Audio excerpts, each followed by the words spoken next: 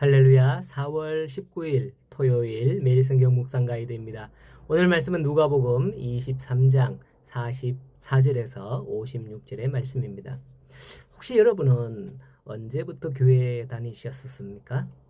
저는 어릴 때부터 교회를 다녔는데 옛날 교회를 보면 강대상 뒤편에 자주색 휘장을 커튼처럼 이렇게 쫙 쳐놓습니다.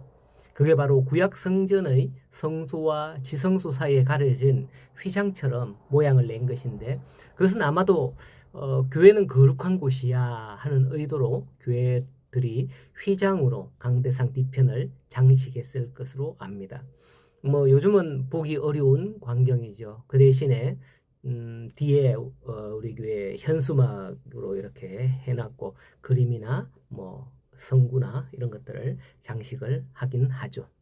자, 오늘 말씀해 보니 예수님께서 운명하시기 전 성소의 휘장 한가운데가 찢어졌다라고 하죠. 예수님이 찢은 건 아니죠. 지금 예수님께서는 골고다라는 언덕에서 십자가에 달리셨어요. 성소의 휘장은 저기 멀리 예루살렘 성전에 있는 거거든요. 그런데 예수님이 운명하시기 전 성소의 휘장 가운데가 쫙 찢어졌다는 것은 무엇을 의미할까요? 바로 예수님께서 휘장을 지나 성소로 나아갔음을 의미하는 겁니다.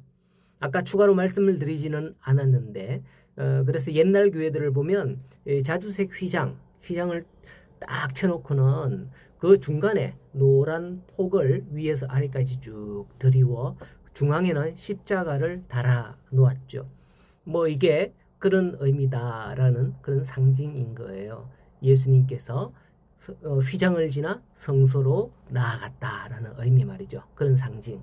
사실 마태복음이나 마가복음에서는 예수님이 운명하시자 직후에 성소의 휘장이 찢어진 것으로 기록하고 있거든요. 그런데 누가는 예수님의 운명보다 휘장이 먼저 찢어진 것으로 언급을 하고 있습니다. 그것은 바로 휘장이 찢어지고 예수님께서 그리로 들어가셨음을 더욱 강조하기 위한 것으로 보이는 것입니다. 그러면 왜 굳이 휘장이 찢어지는 그런 일이 나타났냐 하는 건데요. 그것은 구약 성전의 구조를 이해할 필요가 있습니다. 구약 시대의 성전은 성소와 지성소가 있는데 성소에서 지성소로 나아갈 때에 요즘처럼 문을 열고 들어가는 게 아니었거든요. 제사장이 양의 피를 가지고 들어가면 요즘처럼 또 자동문으로 가까이 가면 쫙 열리거나 이러면 얼마나 편하겠어요. 그런데 그렇지 않은 거예요. 휘장으로 가려놨던 거죠. 그렇다면 왜 성소와 지성소를 이렇게 휘장으로 가려서 구분을 했을까요? 성소에는 모든 제사장들이 출입이 가능한 곳이지만 지성소에는 함부로 들어갈 수 없는 곳이며 하나님의 임재의 상징적 처소였습니다. 그래서 1년에 단 한 번 대속죄일에 대제사장이 온 백성의 죄를 속하기 위해서 피를 가지고 어린 양의 피를 가지고 들어가게 되어 있죠. 그런데 들어갈 때는 허리에 줄을 메고 들어갑니다. 저만치 줄을 메고 들어가고요. 옷깃에는 딸랑딸랑 방울을 달고 그렇게 제사장복을 입고 들어가거든요. 움직이면 딸랑딸랑 방울 소리가 나는데 만약에 그 방울 소리가 나지 않는다? 그러면 밖에서 보고 이러면서 줄을 당기는 거예요. 왜냐? 하나님께서 백성들의 죄를 사하지 않겠다라는 그런 굳은 의지로 대제사장의 죽임을 당하는 거거든요. 자, 그런데 이 지성소와 성소를 구분하는 그 휘장이 찢어졌다는 것은 무엇을 의미할까요? 사람들이 하나님의 아들이신 예수님을 죽임으로 말미암아 하나님이 떠난 걸까요? 이제 나 안 해 이러면서 떠난 걸까요? 하나님이 더 이상 임재하지 않으시려고 지성소의 휘장을 찢으면서 휘젓고 떠나버렸다라고 생각해 볼 수도 있거든요. 우리 사람들은 그렇잖아요. 다시 안 모이거나 다시 안 하려면 막 깽판을 놓고 흩어지고 가는 경우가 많죠. 예. 하지만 아닙니다. 예수님의 죽음으로 휘장이 찢어졌다는 것은 이제 더 이상 성소와 지성소의 구분이 없어졌다는 거예요. 말하자면 이제 누구나 하나님께 나아갈 수 있다라는 것이죠. 예수 그리스도를 믿는 믿음으로 하나님께 우리 모두는 나아갈 수 있다. 그 길을 예수 그리스도께서 십자가로 열어주셨다라는 것이죠. 성경에 보면 구약의 성전은 하늘의 모형이며 그림자다라고 히브리서 8장에 말씀을 했습니다. 따라서 지금까지 지상에 있는 성전의 성소의 지성소가 가리워졌다는 것은 범죄한 인간이 거룩하신 하나님의 보좌 앞에 나아갈 수 없었다라는 걸 말해주는 거예요. 그런데 이제 이 휘장이 찢어졌습니다. 이는 곧 모든 사람이 하나님께 나아갈 수 있게 되었다라는 것을 의미하는 거죠. 그것은 바로 예수 그리스도께서 그 길을 열어놓으셨다는 것을 오늘 본문에서 보여주시는 것입니다. 히브리서 10장에는 이렇게 말씀을 했습니다. 그러므로 형제들아 우리가 예수의 피를 힘입어 성소에 들어갈 담력을 얻으나니 그 길은 우리를 위하여 휘장 가운데로 열어놓으신 새로운 살 길이요 휘장은 곧 그의 육체니라 라고 말씀했습니다. 그렇습니다. 구약의 대제사장만이 피를 가지고 들어가게 된 그곳에 이제 우리는 예수 그리스도의 십자가의 피로 우리가 들어갈 수 있게 되었다라는 것을 말씀을 하고 있는 것이죠. 이렇게 우리는 예수의 공로 힘입어 하늘의 성소로 나아가게 되는 것이랍니다. 사람들은 지금도 사람이 세상의 중심이라고 생각을 하고 있습니다.